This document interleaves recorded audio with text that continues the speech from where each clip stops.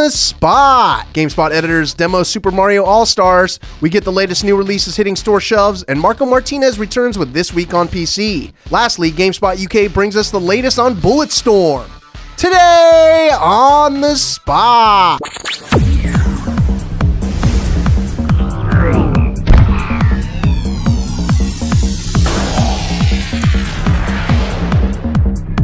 Hey everyone, and welcome to another episode of Today on the Spot for Tuesday, December 7th. I'm your host, Sophia Tong, and I'm joined by Chris Waters here, who is already intently playing Super Mario. What's up, Sophia? Very original. Yes, hey. Yeah, I'm playing Mario. Focused, are you? Wait a minute. All right, so we have something very special for the show today. We are actually demoing this Super Mario 25th Anniversary All-Stars, where it's like a limited edition box set where you can pre-order right now. It comes out on December 12th. It comes with 4 games, the original Mario 1, 2, and 3, as well as Lost Levels. We've got this little booklet here. It has like artwork and just like, random tidbits for, the collector and you. Also, it comes with a soundtrack, if you guys are interested. So, some classic Mario tunes in here. So Chris is actually playing the first game right now. You can see that the graphics are kind of revamped. But, if you guys have been downloading this on the Virtual Console, this will all look very familiar. Or if you own the Super Nintendo version, also familiar. It's pretty fun. Those clouds look a little, that like Hydra cloud in the background looks a little sinister to me though. Little smiley faces. Now, what is your fondest Mario memory? My fondest Mario memory? Oh, all the Mario friends I made when I was in elementary school, and my parents wouldn't get me an NES. I made some real good friends by, learning that my classmates had Nintendos and insinuating myself into their apartment, into their houses, getting invited over. And yeah, Mario 1 was really a classic that I never beat because I never had an NES. Yeah. But, it's amazing how far you can get in like a couple hours at a friend's house when his mom doesn't make you go play outside. Very true. Now, we're going to have other editors come in and show us more Mario, but first, let's check in with the GameSpot news desk. Hey everybody, it's your GameSpot news update for Tuesday, December 7th. I'm Tor Thorson. The Tomb Raider franchise is one of the most recognizable in the industry. The series has spawned numerous titles since debuting in the mid-1990s and graced the silver screen twice, with Angelina Jolie cast as the series' leading lady, Lara Croft. This week, Crystal Dynamics sent word that the next Tomb Raider installment, simply titled Tomb Raider, will be an origin story. It will tell the tale of how Lara Croft came to be the crafty, nimble adventurer at the center of previous games. Details surrounding the title are still extremely few and far between, but developer Crystal Dynamics did offer a glimpse of Lara's new look in the following teasing statement. After a brutal storm destroys the boat she was traveling on, a frightened young woman is left washed ashore on an unknown beach. On her own but not alone, she has only one goal: to survive, reads the description. Crystal Dynamics studio head Daryl Gallagher went one step further, saying, "Forget everything you know about Tomb Raider." PlayStation 3 owners with an internet-connected console can already download PlayStation 1 classics. For those looking even deeper into the past, the PlayStation Network will soon offer Neo Geo titles. Publisher SNK Playmore today announced plans for a Neo Geo station on the PlayStation Network. The download hub will go live on December 21st with 10 classic Neo Geo titles. The games will be offered for both the PlayStation 3 and PSP, priced at $8.99 and $6.99 respectively. They include the King of Fighters 94, Fatal Fury, Alpha Mission 2, Samurai Shodown, Metal Slug, Super Sidekicks, and Magician Lord. Well, that's it, your GameSpot news update for Tuesday, December 7th. For more headlines, head on over to news.gamespot.com.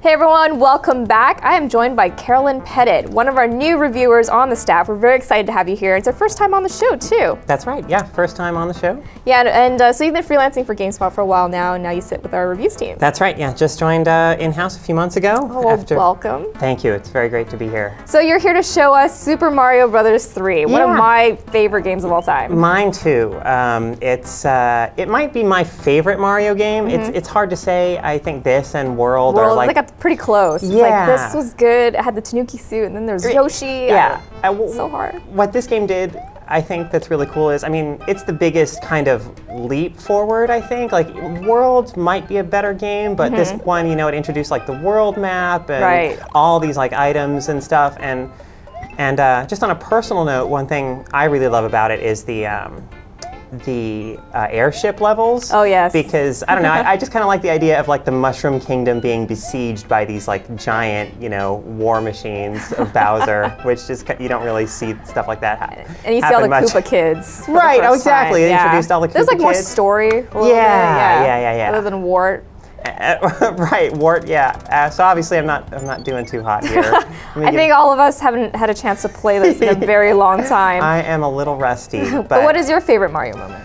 It's so hard for me to choose. I mean, because I'm a fan not only of like the Mario platformers, but also of like, you know, like a lot of the RPGs and stuff he's been in. I think probably the Mario moment that sticks with me the most, interestingly enough, is like, without giving anything away, like the ending of Paper Mario: The Thousand-Year Door, I just found really poignant and emotional in this weird way, which is so funny because Mario is like, you know, he doesn't say anything, right? And yet they still managed to create this like really touching moment for the character. And I should probably go finish that. You should. It's really, really good, I think. But yeah.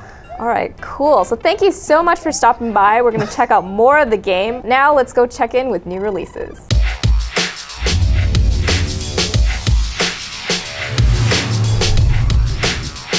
Leading the pack this week is Blizzard Entertainment's World of Warcraft Cataclysm, the third expansion to 2004's massively multiplayer online role-playing game. Cataclysm adds a host of new features to the title.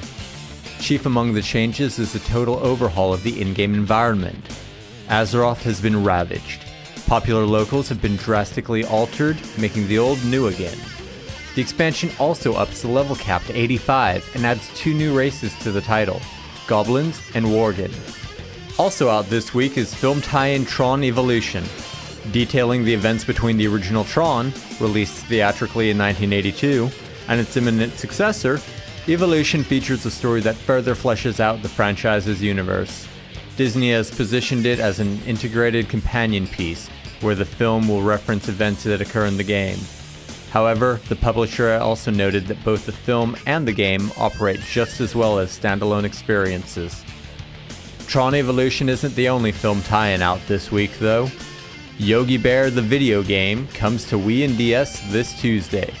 The title is based on the live-action CG film starring the voices of Dan Aykroyd and Justin Timberlake. From publisher D3, the game sees players controlling the famous bear throughout Jellystone National Park, completing a number of whimsical missions. For further details on the week's games, visit GameSpot's new releases page. Release dates are based on retailer listings and are subject to change. All right, now we have Sean here to show us Super Mario 2. That's right, Sophia. I got stuck with the one that's not actually a real Mario game. It's a real Mario game. It's you just get to choose from all 4. No way. Toad. This game is not canon. It just happens to have a Mario skin on it. So when I was a kid, I always played as Luigi because you could jump across the biggest gap. But per your advice, I'm going to try as Toad because he's quick. Because he can pull things out of the ground really fast, right? Yeah, that's where you get the most coins, and you want those coins. All right. Let's see about this. So I'm taking Oh no! Don't worry. You aren't the only one. Oh. So what is one of your favorite Mario moments? My favorite Mario moment, gosh.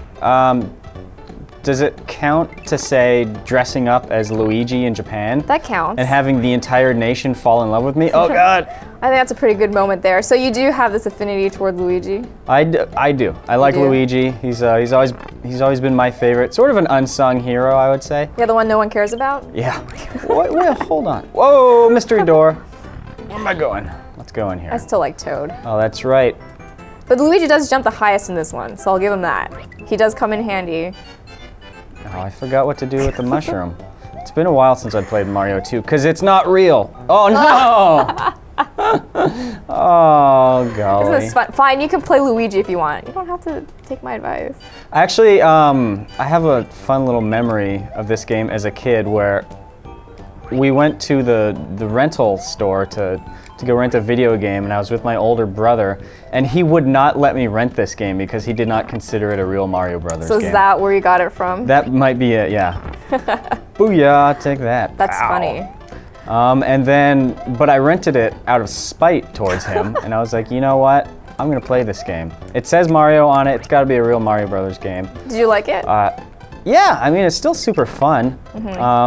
But I probably would have preferred to have the real Mario Brothers 2, aka Lost Levels. Lost Levels? Yeah. Well, you could definitely try that if you like. No, I'm doing pretty well here. So up next, we have an interview for Bulletstorm. Now, you had a chance to see that game? I have seen the game, but more important than that is the crazy stuff that EA has sent us promotional-wise. They've sent us what looked like fake raw meat, and then a few weeks later, orange juice. What? There's some kind of theme there, but I don't know what it is. They like food. All right, well, to find out more, let's check out this interview for Bulletstorm.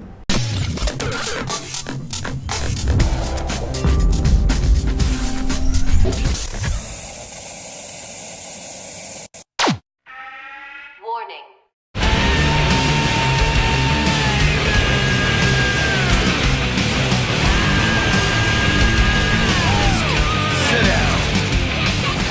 Hey, this is Mark Walton for GameSpot UK. We are here with Adrian, who is the creative director on Bulletstorm. Now, he's showing off 2 modes today, the first of which is Anarchy. So tell us a little bit about that.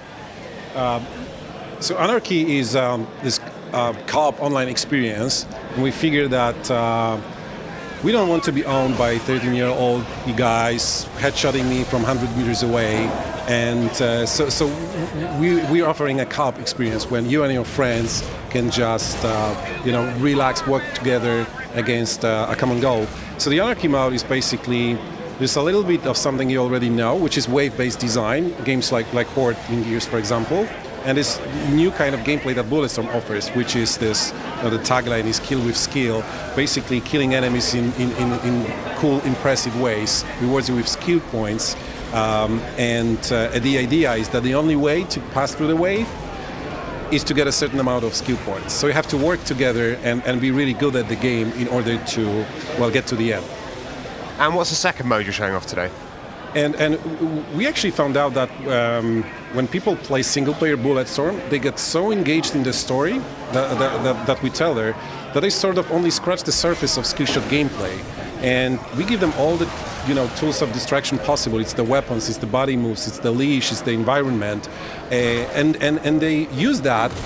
But again, they only scratch the surface. So we thought, okay, let's take the single-player, a few single-player moments, and put them into separate modes, strip them off, all the dialogue, cinematics, whatnot, and let's just focus on combat there. And the idea is very, very simple. You just fight for points. So you can compete against your friends or against actually everybody else in the world. And it's very simple. You have more points than your friend, you're better than him. That's it. So there's some absolutely crazy stuff going on in Bulletstorm. I mean, where did the idea for the kills and the point scoring come from? It started a couple of years ago when Bulletstorm started as this sort of crazy, over-the-top shooter, but still normal stuff, so to speak. And then we have noticed that with all the creative weapons that we have and these tools of distraction, that people actually enjoy their inner sadist during combat, and they do all kinds of crazy stuff that we didn't even anticipate. And we thought, hey, what if we actually named these actions, gave them a name, and rewarded you with points for doing just that. So is it someone's job to just sit there and come up with all these crazy actions? Like, say, you could kick someone into an electric fence and then shoot them with a shotgun, and that'll be like a special move. Like, someone sit there all day and just come up with crazy ideas for that. That's exactly it, which is one of the greatest jobs in the world, right? So we had even internal competition for the craziest skill shot. Not every single one we could do, but most of them actually made it into the game. Can you give us an example of one that didn't make it into the game that you'd like to have made it? Yeah, there was this one skill shot that basically was all about sending enemy up in the air, jibbing him mid-air, and then standing right beneath the guy, so you will be basically soaking in his blood. But there were a couple of technical problems that stopped us from doing this skill shot. That sounds fantastic. So I mean, you've got a very, very different game to what other people are offering here. I mean, what is it that people that are used to shooters like Call of Duty or Battlefield, the traditional kind of warfare shooters, are going to get out of this? What are they going to get out of it? But that's the thing, right? If you are a gamer who loves this kind of experiences, you want to be a Navy SEAL or a commando, there's already something out there for you. If you want to have crazy fun, if you want to be a space pirate or you just want to have these crazy adventures, there's not a lot of that out there. So this is our proposal, right, to the players. We don't think you have enough of military shooters. When they are done right, they are great. But maybe, you know, you want something different every now and then, which Bulletstorm is. It's in my opinion, it's something I call, it's bad description, but complete package, meaning that we give you some of the best visuals in the industry, and we give you the story that's been written by Rick Remender, absolute kick-ass writer, and we give you this gameplay that feels fresh because it just hasn't been done before. Fantastic stuff. So when can we expect to see the game on shelves? It's 24th of February in Europe on all 3 platforms. Great stuff. Thanks very much for your time. You can check out more on Bulletstorm over on the site. Just head over to GameSpot.com. This week on PC, we have indie games Halo Out With a Whimper, Meat Boy, and your downloads of the week. Halo Out With a Whimper is a 2D side-scrolling fan-made game set in 2552, where Earth has fallen to the Covenant. The game has 2 modes, Firefight and Forge. Firefight is the only working game mode in this demo, where you fight waves and waves of Covenant. You can customize your armor, colors, and choose between playing as a Spartan or an Elite. You control your soldier with your keyboard and mouse. The game has no install and is easy to start up. Meat Boy is the original concept for Super Meat Boy that Team Meat came out with in 2009. This is the Flash version that includes 56 levels, secret characters, and more. There's no compatibility with your Xbox 360 controller, so you're stuck using the keyboard. You control Meat Boy with your WASD keys and jump with the spacebar. It's great to see how far this original concept has come. You can download Meat Boy on the GameSpot downloads page. Now for your downloads of the week. Need for Speed Hot Pursuit has been updated to version 1.010. The patch includes a quad-core CPU crash fix, D-Box motion chair support, and more. Sims 3 has been patched to version 1.18. Updates include the tray of drinks will no longer become stuck to a Sim's hand when performing Make Drinks interaction on regular bars. Bug fixes have been fixed, and more. The other Sims 3 expansions have also been updated. Team Fortress 2 has been patched and includes gameplay fixes, gameplay updates such as Salmon Max items and the Portal 2 pin are now gift wrappable, and more. For full patch details, read the README that comes along with each patch. I'm Marco Martinez, and that's it for this week on PC.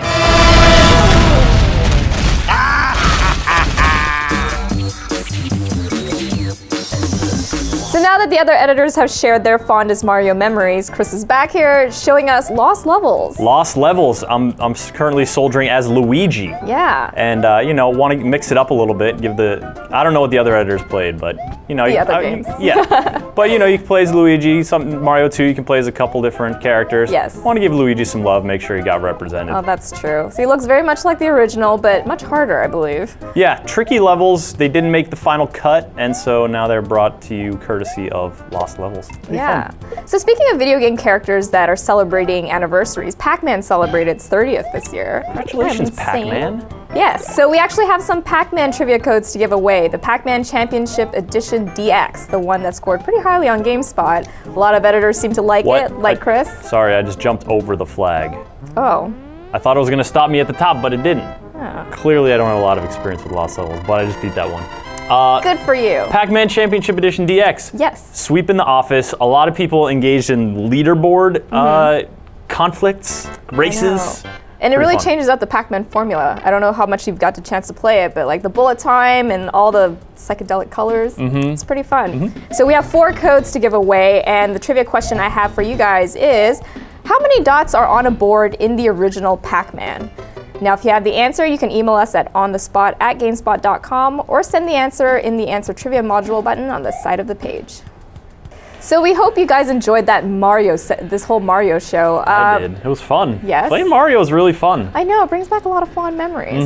Now, there's a lot of stuff going on with the site. We have Now Playings going on for the rest of the week. Little Big Planet 2 actually hit the site yesterday, so if you missed that, please check it out. And we're starting our Game of the Year celebration with the year in review every day this week. The GameSpot news team rolling out a compilation of the big news of the year, so be sure to take a look at that as well. All right, and that's it for today's episode of Today on the Spot. I'm Sophia Tong. And I'm going to play more Mario.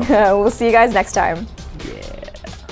It's that time of year again where GameSpot editors get together and decide which games deserve an award. Check our site to find out when the nominees will appear, and we'll roll out the winners soon after. Because there are so many great games out there, it can be hard to figure out what to buy for a loved one. Take a look at GameSpot's 2010 Holiday Gift Guide, where we'll show you the latest and greatest and all the must-haves for this holiday season.